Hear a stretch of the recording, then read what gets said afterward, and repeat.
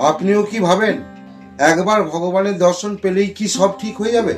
অনেকেই ভাবে একবার যদি ঈশ্বরের দর্শন পেয়ে যায় তাহলে জীবনের সব সমস্যার সমাধান হয়ে যাবে। কিন্তু সত্যিটা কি জানেন?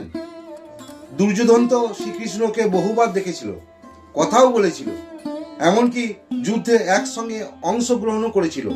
তবুও সে সফল হয়নি। কেন জানেন? কারণ ঈশ্বরকে দেখার চেয়েও বড় বিষয় হলো ঈশ্বরের পথে চলা, তাকে হৃদয় দিয়ে গ্রহণ করা এবং নিজের সবকিছু তার হাতে তুলে দেওয়া। শুধু দুর্যোধনই নয়, দ্রোণাচার্য, ভীম, তারা সবাই ঈশ্বরকে দেখেছিল, কিন্তু কেউ আত্মসমর্পণ করেনি। তাই তারা হয়তো দর্শন পেয়েছিল কিন্তু কৃপা পায়নি। আর অর্জুন, সে শুধু দেখেনি, সে বিশ্বাসও করেছিল। সে শ্রীকৃষ্ণকে বলেছিল, আমি কিছুই বুঝি না, তুমি পথ দেখাও। এই আত্মসমর্পণই অর্জুনকে করেছিল ঈশ্বরের প্রিয়। আর তাই ভগবান শ্রীকৃষ্ণ তার রথ চালিয়েছিলেন।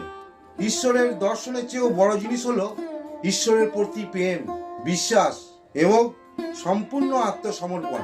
যখন আপনি অন্তর থেকে বলেন, হে কৃষ্ণ আমি তোমার, তখন তিনি আপনার জীবনে রথ চালাতে আসেন।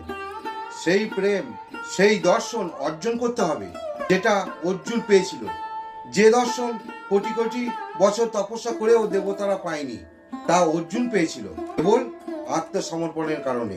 সেই প্রেম, সেই দর্শন অর্জন করতে হবে। তাই আসুন, কৃপা পাওয়ার জন্য শুধু দর্শন নয়, নিজের অন্তরও খুলে দিন ভগবানের জন্য। আপনার মনে যদি এই কথাগুলি একটু ছোঁয়া দেয় তাহলে একবার লাইক করে দিন, যেন আমি বুঝি আপনিও ভগবানের কৃপা চান।